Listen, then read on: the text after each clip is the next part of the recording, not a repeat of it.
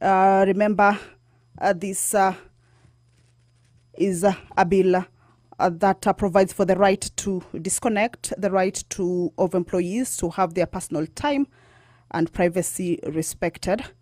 It is a bill that has a new section 27A, and the members will be considering that. But as you can see, the Deputy Speaker of the National Assembly, Honorable Gladys Boss, is in the chambers. Allow me to hand you over to this live broadcast that is brought to you by PBU in partnership with KBC. Good afternoon. Honorable members, let us pray. Almighty God, who in your wisdom and goodness have appointed the offices of leaders and parliaments for the welfare of society and the just government of the people, we beseech you to behold with your abundant favor as your servants whom you have been pleased to call to the performance of important trusts in this republic. Let your blessings descend upon us here assembled, and grant that we treat and consider all matters that shall come under our deliberation in so just and faithful a manner as to promote your honor and glory, and to advance the peace, prosperity, and welfare of our country and of those whose interests you have committed to our charge. Amen.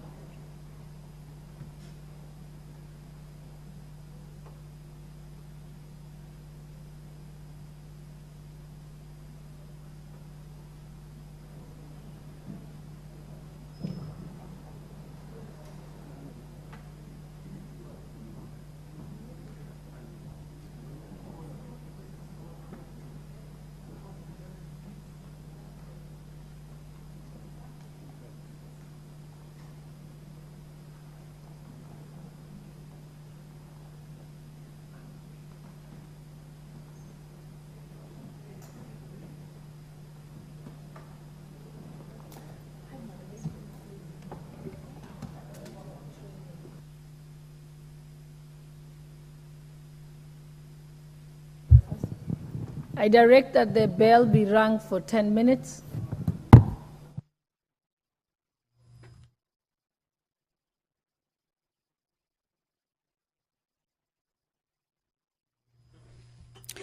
Now, the directive by the Deputy Speaker, Honorable Gladys Boss, on the 10-minute quorum bell for the House to attain its requisite quorum before the business commences is pursuant to the National Assembly Standing Order number 34, Part 1, that indicates that a quorum of the House shall be 50. This is a quorum at the commencement of the House business, shall be 50 members to be seated in the chambers once the chair is taken. But following the lack of that quorum, then it has necessitated the Deputy Speaker, who is the one who will be chairing this afternoon sitting, to order for a quorum bell to be rung. Of course, for members who may be within the precincts of Parliament but yet to walk into the chambers, that is, of course, to alert them that the House requires their presence for the business slated for that particular sitting, in this case, this afternoon sitting, to start. Standing Order 34 Part 2 indicates if there is not quorum present when the chair is taken, as we have seen, at the time appointed of a meeting of the House, immediately after the saying of the prayer, the Speaker shall order the bell to be rung for 10 minutes. So if you are just joining us, is that the chair has been taken, but the House does not have the required number of members inside it, that is 50 members or more, and that is what has necessitated the quorum bell. It is currently underway. We will be seeing members walking in, much as the chair has been taken, but of course this is for the members to walk in. As you can see, that is Honorable Beatrice Lachi walking in, but of course we can see members already seated, and once the quorum is achieved, as per the traditions of the House, then we will have the Sergeant at Arms indicate that the quorum has been achieved, and immediately the Speaker shall call the House to order, and the business will, without much ado, of course, kick off But on the highlights of what the members are expected to engage with or engage in this afternoon is that resumption of debate on the amendment, on the Employment Amendment Bill, a bill that is originating from the Senate, that is sponsored by the Renewing Member of Parliament, as you can see, Honorable Eric Karemba Mushangi at the entrance. Of course, he will be moving this bill, and resumption of debate on it will continue after it was interrupted yesterday in the afternoon sitting. And the amendments that have been proposed in this particular bill, there's an insertion of a new section, that is section 27A. This one speaks on the rights, or the right that an employee has to disconnect from their employer. This particular section has around 9-10 subsections, but subsection 2 indicates that an employer shall, for the purposes of subsection 1, which is that an employee has the right to disconnect from their employer, put in place a policy regarding the circumstances under which an employer may contact an employee during out of work hours, use of electronic devices to send or receive information, messages, or any digital work related communication during out of work hours, and circumstances under which the right to disconnect may be waived. The proposals in this particular amendment also indicate that the policies that will have been adopted or put in place by the employer shall specify the nature of compensation for employees who work during out of work hours. That is the Leader of the Minority Party, Honorable Opiyo Wandayi, also walking into the chambers.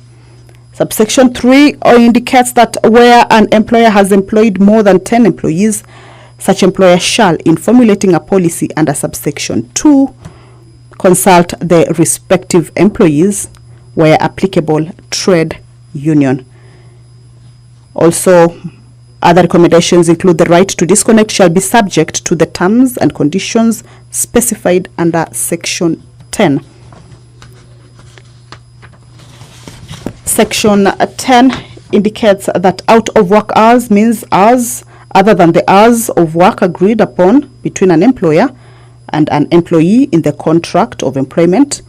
Also, the right to disconnect means an employee's entitlement not to be contacted by the employer during out of work hours, as per the employer's policy. So these are just but a few of the amendments that are proposed in this new section, section 27A, that a debate, remember, on this particular bill already took place on the floor of the House, but there are more members to participate in it. Therefore, debate will be resuming in this afternoon sitting after it was interrupted in yesterday's afternoon sitting. The Sergeant at Arms are keeping tabs with the numbers of the members who are in the chambers. Once they get to 50 or more, then they will be alerting the Speaker, of course, to call the House to order. Chief Majority Whip, that is Honorable Silvana Sosoro, engaging members there on the number and trying to see whether he can whip more members who may be within the precincts but yet to get to the chambers. Once the number is achieved, we will be handing you over back. Yeah, that is the signal that has been the tradition for the National Assembly. There, the quorum has been achieved. Allow me to hand you over back to this live broadcast. My name is Kamche Menza. Good afternoon.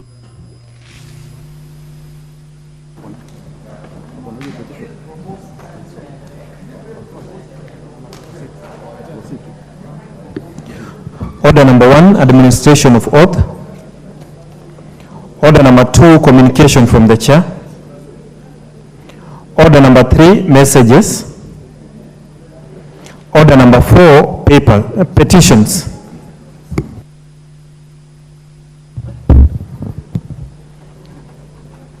Honorable members, Article 119 of the Constitution accords any person the right to petition Parliament to consider any matter within its authority. Further, Standing Order 2252B requires the Speaker to report to the House any petition other than those presented by a member. In this regard, honorable members, I wish to report to the House that my office has received a petition from one Honorable Boniface Gatobu of P.O. Box 18812-00100, Nairobi, on behalf of Shining Hope for Communities, SHOFCO, a non-governmental organization that supports poor communities living in urban and rural areas regarding the enactment of legislation on irrigation infrastructure.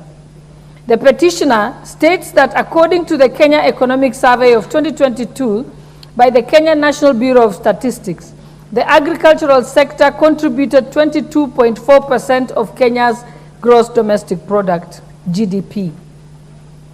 The petitioner further states that the Kenya Kwanza Manifesto appreciated the significance of the agricultural sector and has committed to inject Kenya shillings 250 billion over the next 5 years to boost the sector. In addition, he notes that the two-thirds of Kenya's land mass requires irrigation, but only 40%, but only 4% is actually irrigated. The petitioner notes that to address the above stated problem, the government proposes shifting focus from large dams to household community water projects, with emphasis on harvesting and recycling. Honorable members, the petitioner thus prays that this House intervenes to amend the Irrigation Act number 14 of 2019, the Kenya Roads Boards Act number 7 of 1999, and the Road Maintenance Levy Fund Act number 9 of 1993, with a view to A, changing the Road Maintenance Levy Fund to Infrastructure Development and Maintenance Levy Fund, and provide that part of the fund shall be employed to develop irrigation infrastructure in all parts of Kenya. And B, providing that the National Irrigation Authority shall be allocated funds from the Infrastructure Development and Maintenance Levy Fund, which shall be allocated equally to all 290 constituencies to fund and develop various irrigation projects in the country. Honorable members, having established that the matter raised in the petition is well within the authority of the House, and further that the matters raised in the petition are not pending before any court of law, constitutional body, or legal body, I hereby submit the petition to the Public Petitions Committee for consideration pursuant to Standing Order number 208A. The committee is required to consider the petition and report its findings to the House and to the petitioner in accordance with Standing Order 2272. I thank you, and signed by the substantive Speaker, the Right Honorable Dr. Moses Wetangula.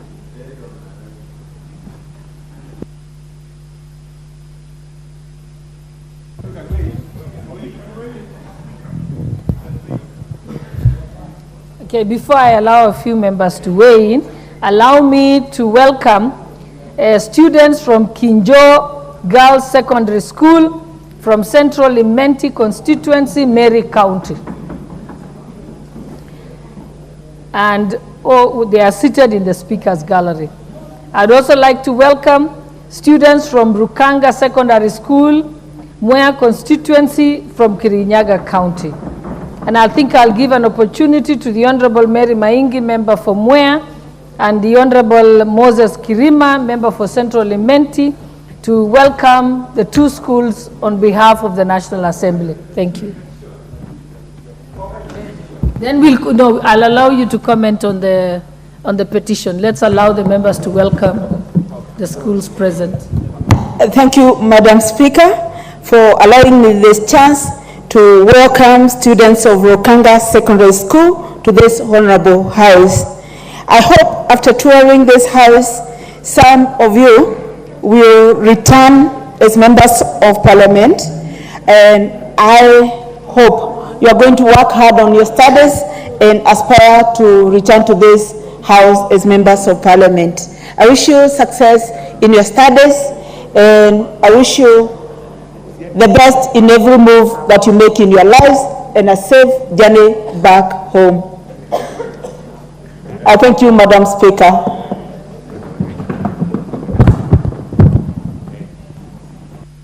The Honorable Moses Kirima. Thank you.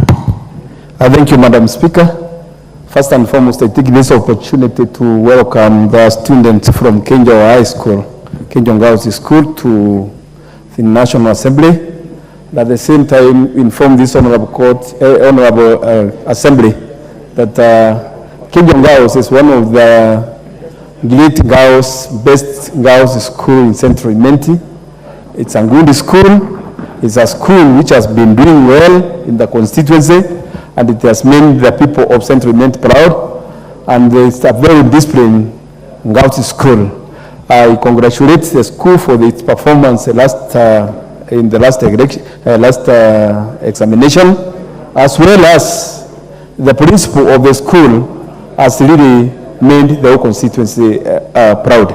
We wish them well, and as they travel back home, we wish them journey masses, because as I have read just now breaking news, on that road of ours, Meru, Nairobi Road, there has been a terrible accident involving students who are going from Indidam, and I wish the ones who are with us today good and mercy, what we call God in guidance safari as they go back home. Thank you very much, Madam Speaker. I think I'll also just allow one last person, the Honorable Dorothy Kiara, nominated member, as I know that's your home village. Thank you, Madam Speaker. I also wish to join a member for Central Imenti, Honorable Moses Kirima, and all the members seated here this afternoon to welcome the students from Kenjo Girls, which is a prestigious school in Central Imenti constituency, and all the students who are in this chamber this afternoon, both in the Speaker's Gallery and Public Gallery. Please feel you are in a house of honor, and we want to take this opportunity to tell you to work extra hard so that one day, one time, God willing, you also be seated here as members of this honorable house. Thank you, Madam Speaker. Honorable Leader of Minority, Member for Ugunja, I know you wanted to weigh in on the petition. Yes, the petition. Even though I also welcome the students to the August House. Honorable Speaker, the petition that you've just read, and which has been signed off by Honorable Gatobu. Gatobu was once a member here, by the way, in the 11th Parliament. We served with him, if I'm not wrong. He used to be the MP for Buri. And he has since been very active in SHOFCO. That organization is shortened as SHOFCO. It's an organization which is well known, especially to urban dwellers who live in those informal settlements and other rural settlements where the poor inhabit. The SHOFCO has done a tremendous work in terms of alleviating the suffering of those who are not well endowed. When we sat at National Dialogue Committee, SHOFCO is one of those organizations that came before us with very, very progressive recommendations. And it's therefore against this background that I wish to support that petition. And in fact, agree with them that the legislation they are calling for is timely. In fact, it is overdue, if I may say so. It's overdue because we need a legal framework where such organizations can be able to operate freely to help our people. In this part of the world, governments cannot do everything. Governments struggle even to provide basic services. And therefore, we must encourage and support those private entities that have come out voluntarily to support the poor Kenyans, the poor citizens. And therefore, Madam Speaker, that petition is very timely. And I wish the relevant committee would expedite its processing for us to have a way forward. Thank you very much, Madam Speaker. The Honorable Emmanuel Wangwe, member for Navakolo. Thank you, Honorable Speaker. Honorable Speaker, I wish also to join my colleague, the leader of minority, that indeed the petition is timely, but I would want to support it with some proposals that as the committee looks into it, let it not just look at the issues of raising the revenues from the roads board alone, because roads board alone might not be good enough to offer the kind of irrigation schemes that might be required in the whole country. And also consider, Honorable Speaker, that we also have some shareable position, the way it has been suggested, as being equal, could also not apply for places where we have urban setups. So that, Honorable Speaker, we support the petition, but also make proposals that let it be considered across the entire country. Thank you, Honorable Speaker. I support. The Honorable Leader of Majority. Thank you, Honorable Speaker. And in principle, I support the petition, but vehemently oppose the mode proposed by the Honorable Gatobu, who is a former member of this House. Because the Honorable Gatobu in his petition is proposing the unthinkable. And the unthinkable is what governors imagined just a few weeks ago that could happen. That you can change the road maintenance levy fund to an infrastructure development fund, maintenance levy fund, and take money designated from motorists for maintenance of roads to now go and irrigate our farms. The question of irrigation is noble, and I completely support the petition in terms of government being able to allocate more monies to irrigation. But in terms of how to raise the money, I think if the Honorable Gatobu, and I know he was running for some seat in Meru County on a Jubilee ticket, so he may not have had time to interact with the Kenya Kwanza manifesto.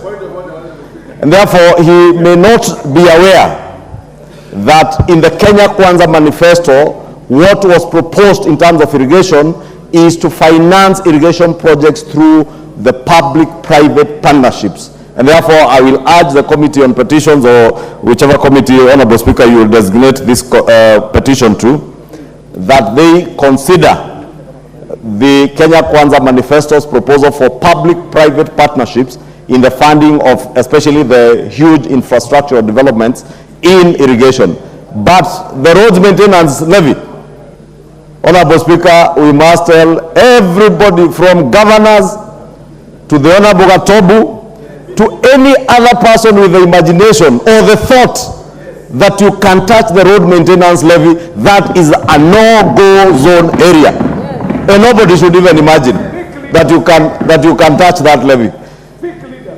We have invested massively in road infrastructure in this country, and you know in the last 10 years we invested in what are called the low-volume seal roads. Those roads without a maintenance fund to maintain those roads, in another 5 years there will be no roads.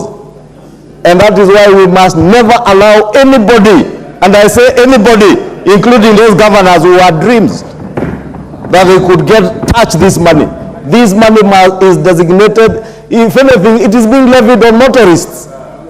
The best that the Honorable Gatobu would have proposed is part of this fund to go towards drainage infrastructure for roads, directing that water to irrigation projects somewhere, to small dams. But you cannot touch the road maintenance levy fund. No way. That we shall not allow, Honorable Speaker. And I say that we shall not allow. And I know I have 100% support from all these members that in terms of the road maintenance levy fund is a no-go zone area. I rest my case, Honorable Speaker. Thank you. I think the last person I'll give, I know members have a lot to say on this. I'll give Honorable Member for Mombasa County, Zamzam Chimba. To do what? Oh, you didn't? No, actually, Honorable Speaker, the leader of majority has cleared everything. I do not support that petition. No one should touch any fund that comes to the MPs. Some of us don't have farms. We don't have. As much as I'm not in the constituency, I'm in a county level, that is Ngaf, but again I have to protect my colleagues. The money, the funds that are meant to be used for the roads, let it remain there, Honorable Speaker. Thank you. Thank you. I think we can move to the next order. We'll have a chance to ventilate at the Petitions Committee. Order number 5, papers.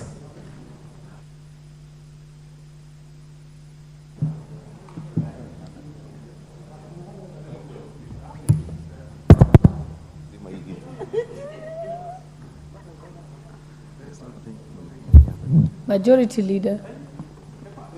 There's papers. I think he's very consumed with the petition. Yes. Honorable Speaker, I beg to lay the following papers on the table of the House today, Thursday, February 29, 2024. Annual reports and audited financial statement for the year 2022-2023 for the Teacher Services Commission. Number 2, reports of the Auditor General and financial statement for the year ended 30th June 2023 and the certificates therein in respect of A, State Department for Correctional Services, B, State Department for Trade, C, State Department for Higher Education and Research, D, State Department for Technical Vocational Education and Training, E, State Department for Interior and Citizen Services, F, State Department for Foreign Affairs, G, State Department for Post-Training and Skills Development, H, State Department for Social Protection and Senior Citizen Affairs, I, State Department for Crop Development, J, State Department for Early Learning and Basic Education, K, Receiver of Revenue Statement, State Department for Mining, L, State Offices House Mortgage Scheme Fund, State Department for Housing and Urban Development, M, Independent Electoral and Boundaries Commission for State Mortgage and Car Loan Scheme, N, Office of the Controller of Budget Staff Mortgage Scheme, O, National Land Commission Housing Scheme Fund, P, Office of the Controller of Budget, Q, Northeastern National Polytechnic, R, the Executive Office of the Deputy President, S, National Security Telecommunication Services, T, Veterinary Services Development Fund, U, Ministry of Health, V, Coffee Cherry Advanced Revolving Fund, W, National Cohesion and Integration Commission, X, Ministry of Foreign Affairs, Y, Kenya Space Agency, and Z, Government Clearing Agency Fund. Thank you, Madam Speaker, and I lay. Thank you. The next is the Chairperson of the Departmental Committee on Transport and Infrastructure. Honorable Speaker, I beg to lay the following papers on the table of the House today, Thursday, 29 September 2024.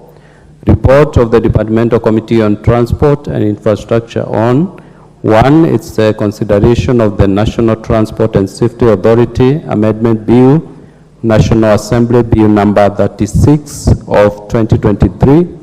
2, attendance to the International Civil Aviation Organization, ICAO, Implementation Support Symposium 2023, conference held from 30th May to 1st June 2023 in Seoul, South Korea. And 3, a study visit to France from 18th to 22nd June 2023. Thank you, Honorable Speaker.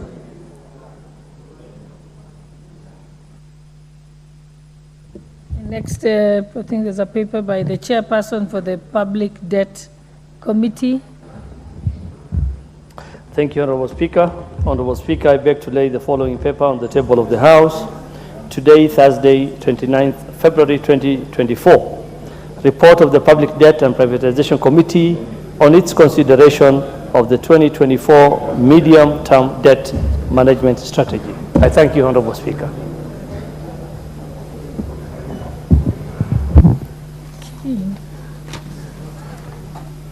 Next order. Order number 6, notices of motion. And the chairperson for the Public Debt Committee. Thank you, Honorable Speaker. Honorable Speaker, I beg to give notice of the following motion, that this House adopts the report of the Public Debt and Privatization Committee on its consideration of the 2024 medium-term debt management strategy laid on the table of the House on Thursday, 29th of February 2024, and pursuant to the provisions of Section 15(4) of the Public Finance Management Act 2012 and studying Order 232A, Section 7 and 8. A, approve the 2024 medium-term debt management strategy, and B, makes the policy and financial resolutions contained in the report. I thank you, Honorable Speaker. Member for Alego Usonga, Honorable Atandi. Thank you, Honorable Speaker. Honorable Speaker, I beg to give notice of the following motion, that aware that the Fertilizer and Animal Foodstuff Act 2015 provides for the regulation of fertilizer importation in the country. Further, aware that the Fertilizer and Animal Foodstuffs Board regulates the fertilizer and animal foodstuffs industry, including the manufacture and production of fertilizers. Noting that the country currently relies heavily on imported fertilizer due to inadequate local production capacity. Further, noting that the low production leads to high costs for farmers, reducing their profits, and results in unhealthy reliance on imported fertilizer. Concerned that this scenario threatens the country's food security in case of supply disruptions and discourages local production. Recognizing that local fertilizer production could lead to improved fertilizer quality, increased crop yields, and a reduction in environmental harm caused by the use of substandard fertilizers. Recalling that the country has the potential to produce fertilizer that could meet the country's domestic demand and also supply the regional market. Further, recognizing that there is need for the government to work with local producers to develop high-quality fertilizer tailored to the needs of Kenyan farmers and crops. Now, therefore, this House resolves that the national government, through the Ministry of Agriculture and Livestock Production Development, supports and promotes local fertilizer manufacturing industries by investing in research and development to bolster the domestic fertilizer manufacturing sector. Thank you, Madam Speaker.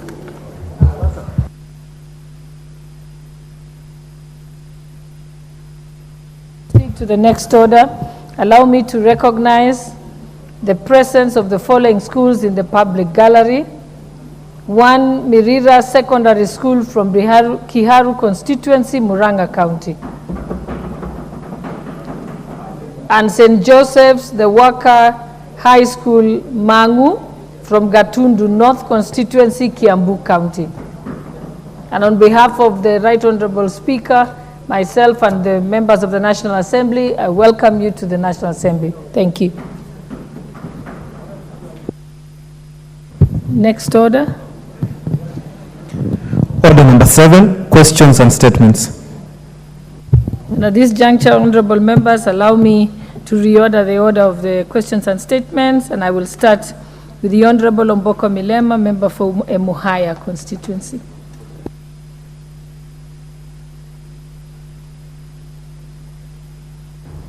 Thank you, Honorable Speaker.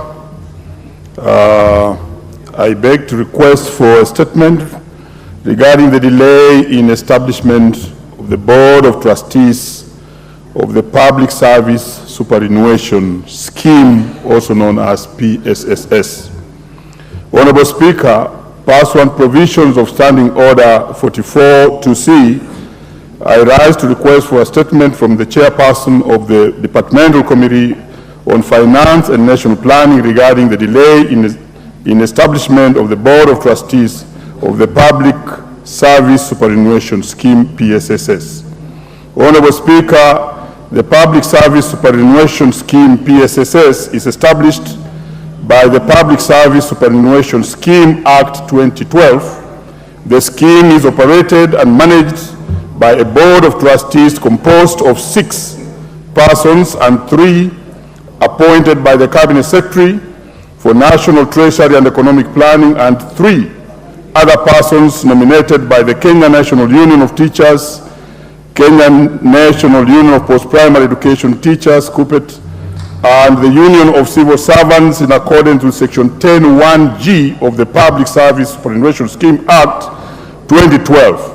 The Board of Trustees ensures that every member of the scheme receives their retirement benefits as and when they are due. Honorable Speaker, the tenure of the current Board of the Trustees expired on December 1, 2022, which triggered fresh nomination as per Section 13(1) of the Public Service Superannuation Scheme PSS Act 2012. However, until now, the Cabinet Secretary has not nominated the trustees with respect to Section 10(1)(g), despite the submission of the names by KUPPET, NAT, and Kenya Civil Service Union.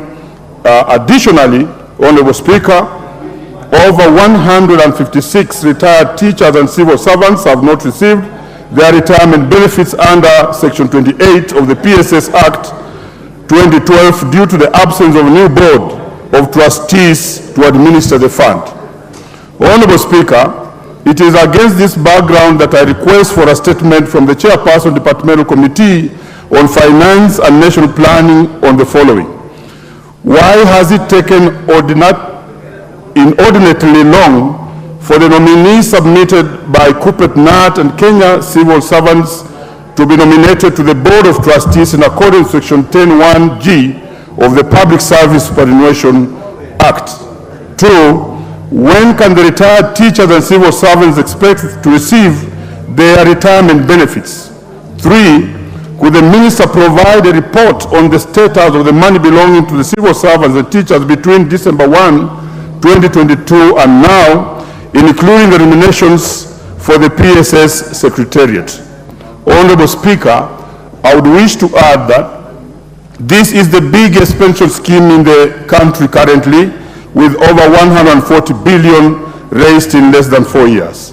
That some employees in this particular scheme, Honorable Speaker, are earning as high as 13 million Kenya shillings per month. Honorable Speaker, I also add that the PS Treasury wrote to the organization, so said, to instead of nominating one person, asking them to nominate 3, so that he may be the one to choose among the long list, when the Act says the organization should nominate only 1. And therefore, he wants to micromanage the oversighting trustees from these particular organizations. And lastly, Honorable Speaker, I would wish to indicate that we should be wary and protect this scheme jealously, because we know what happened with the NSSF because of the monies they were holding. Thank you, Honorable Speaker. Thank you. The Honorable Member for Kitutu Masaba, Honorable Clive Gisairo. Thank you, Madam Speaker. I rise to request a statement regarding demise of a police officer while on duty outside the country. Honorable Speaker, pursuant to Standing Order 44 2C, I wish to request a statement from the Chairperson, Departmental Committee on Administration and National Security regarding the delayed release of the autopsy report of the late Inspector Walter Nyakea Nyamato, force number 200-8070-300, who was found dead in his hotel room in Washington, USA on 13th February 2024. Honorable Speaker, the late Inspector Walter Nyakea Nyamato is claimed to have been part of an advance team of officers from the National Police Service that had headed to the Republic of Haiti for a reconnaissance mission ahead of the deployment of Kenya Police to the multinational security support mission in Haiti, to which Kenya is a party. Unfortunately, the officer was found dead in his hotel room in the morning of Tuesday, 13th February 2024, and the cause of his death remains unknown until today. Honorable Speaker, it is against this background that I request a statement from the Chairperson of the Departmental Committee on Administration and National Security on the following. 1. Under what circumstances did the National Police Service dispatch officers from the Kenya Police Service, including the late Inspector Walter Nyamato, to the Republic of Haiti despite a High Court order barring the government from deploying Kenyan police officers to the said nation? 2, why has it taken inordinately long for the autopsy report on the death of the late Inspector Walter Nyamato to be provided to the family? 3, when should the family expect to receive the autopsy report and have the body of their loved one repatriated for a decent send-off, and in order to find a closure on the loss of their loved one? Thank you, Honorable Speaker. Yes, before I allow you, Leader of Minority, to weigh in on this, allow me to invite, to welcome the students from Mount Kenya University students, Parklands campus from Starehe constituency, Nairobi County, who are invited here by Honorable Rueda. You'll have a chance to welcome them after the Leader of Minority. Honorable Speaker, thank you very much for indulging me.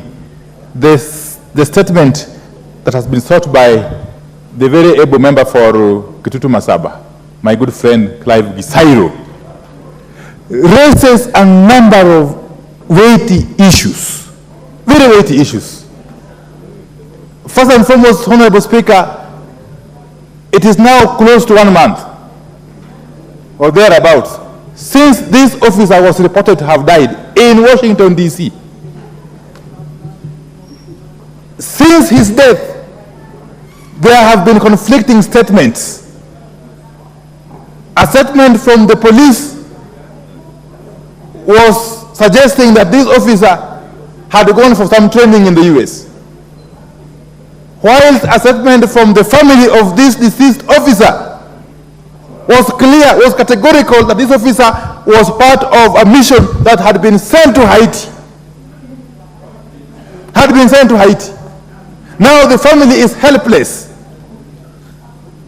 4 weeks down the road, they have not been told what killed their kin. They have not been told when to expect the body of their kin. But more fundamentally, if indeed it is true that this officer was part of a mission to Haiti, who authorized that mission? In the clear face of a court order that any police mission to Haiti remains unconstitutional until certain conditions are met under the law and the Constitution. Can I therefore ask that the chairman of the relevant committee compels the concerned cabinet secretary to come forth and tell the whole country, in addition to the family, as to how this helpless officer found himself thousands of miles away and was allowed to die a solitary death in a foreign land on a mission which remains unclear to date. Is this how we treat our police officers?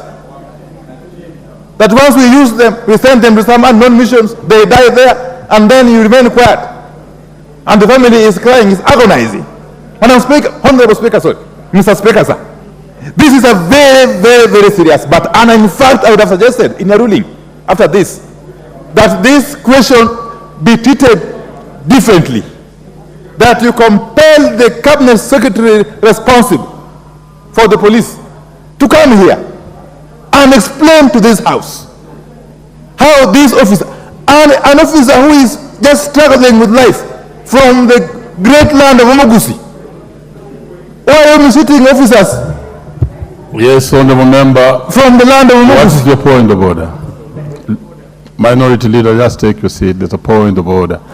The point of order, Mr. Speaker, sir, understanding order number 1, is that ordinarily this House does not entertain comments on statements.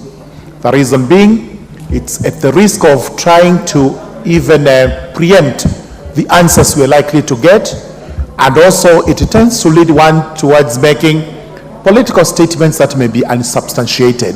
So the practice of the House is a statement is made, then a response is given, then you can make a comment at that time. But the trajectory the Leader Minority is taking is actually not the trajectory of the House. Thank you for that. Leader of Minority, it was expected you make a very short comment on this because ordinarily, like you have spotted, we don't debate statements. So please conclude. Actually, I was indulged in a special way by the Honorable Speaker. So Honorable Murugara, relax, relax. You know, when dry bones are mentioned, all women feel jittery. That is according to Chenua Achebe. I don't know what is itching Honorable Murugara. When a son of the Omogusi is dead, far away in the US, and nobody is telling the family what killed him or what took him to the USA. So you will need to conclude. So with those elements, so that we don't encourage a lot of debate on this. What's your point of order, Leader of Majority? Honorable Speaker, we are a house of records. Honorable Speaker, I just took liberty to have a glimpse at the statement sought by the Honorable Clive. Now I want to agree with the Honorable Murugara that indeed we should not take advantage of such an unfortunate incident as a passing on of an officer who has diligently served our country, an officer who is a father to a very young family. Because this officer, I think, was about 37 or 38 years old only. Served this country diligently and served to rise to the point of being a personal assistant to the Deputy Inspector General in charge of the Administration Police, the Officer Gabo. Honorable Speaker, this statement, as much as it was approved, is laden with very dangerous innuendos, all designed to do what you have seen the Leader of Minority do, use it as an opportunity to issue out unfortunate and very otherwise irresponsible political statements.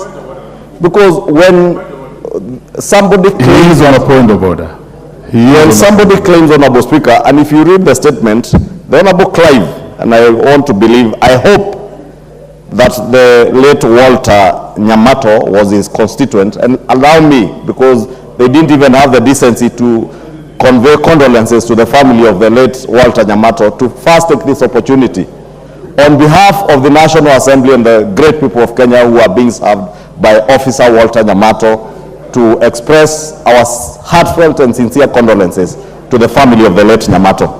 Honorable Speaker, this statement avers Leader, that the Inspector Walter Nyamato... Honorable Leader of Majority, you will have to conclude in a short while, but I still give you the microphone so that we don't exacerbate debate on this statement. But proceed then for 1 minute. Thank you, Honorable Speaker. I was saying the statement averred that the National Police Service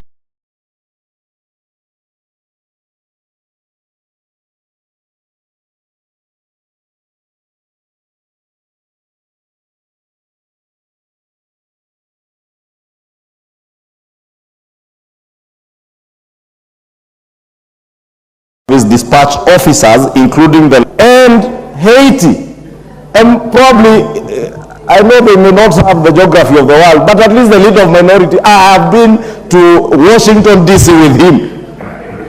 I know he knows where Washington DC is. The Honorable Clive might never have been to Washington, and therefore might imagine Washington DC in the United States and Haiti are one and the same place, and imagine it's a village in Nyamira. It is not. He is on a point of order. Honorable Speaker, I just wanted you to direct that the Leader of Minority and the Honorable Clive must not take advantage of the unfortunate passing on of a diligent and committed patriotic officer of our country to play very cheap politics, dancing on the graves of a dead officer. It's unfortunate and sad, Honorable Speaker. And I hope they... Thank you. Like the substantive speaker would put it, let the chips lie where they fell. And therefore, that statement be directed to the relevant committee, and we shall have a chance to speak on it when it's back to the House. Next is a statement by the Honorable Eric Muchangi, MP. Eric Muchangi. Thank you. Thank you, Honorable Speaker. Pursuant to the provisions of Standing Order 44, subsection 2. Order the students of Alliance, please. Order. Proceed, Honorable Michaga. Thank you. Proceed. Thank you, Honorable Speaker. Pursuant to the provisions of Standing Order number 44, 2C, I wish to request for a statement from the chairperson of the Departmental Committee on Trade, Industry and Cooperatives regarding the delay in remunerating dairy and coffee farmers in Embu County. Honorable Speaker, it is regrettable to note that for 2 consecutive harvest seasons, farmers have diligently delivered their coffee produce to the new Kenya Planters Cooperative Union, and dairy farmers have supplied milk to the new Kenya Cooperative Creameries Limited without receiving rightful compensation in return. Honorable Speaker, it is important to highlight that the government had pledged to prompt payment to coffee farmers at the rate of 80 shillings per kilogram of cherry delivered to the new Kenya Planters Cooperative Union. The delay in payment to the dairy farmers has created an environment where farmers are unable to procure essential resources for their farms or provide proper feed for their livestock, resulting in a decline in production in the dairy sector. It is imperative to note that the first supplementary budget for the financial year 2022-2023 passed in this House allocated monies to the Coffee Cherry Advance Revolving Fund, but the funds are yet to be disbursed. Honorable Speaker, it is against this background that I request for a statement from the chairperson of the Departmental Committee on Trade, Industry and Cooperatives on the following. 1. What immediate measures are being enacted to ensure the expedited disbursement of payments to both the coffee farmers and dairy farmers and ensure that future payments are prompt? 2.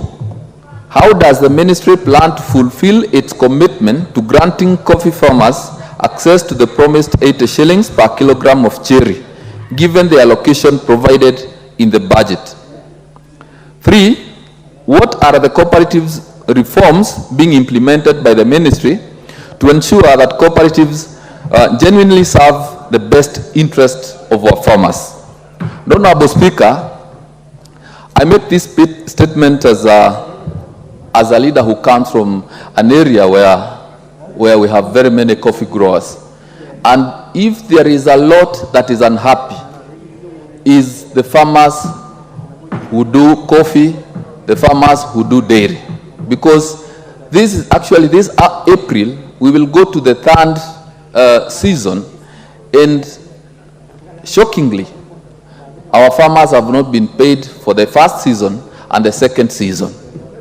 Honorable Speaker, this doesn't amuse our people. Additionally, if there is a ministry that has disappointed our farmers, it is the Ministry of Cooperatives. You can imagine, Honorable Speaker, in the month of January, the dairy farmers delivered their milk to new KCC. And we are now going to March, and they have not yet received their money. And you expect that a cow will give out milk after feeding on dairy meal? Where do they get the money to buy dairy meal? If they don't have money from the coffee, if they don't have money from the dairy, where are these farmers? Honorable Speaker, as I make this statement, I would passionately appeal to you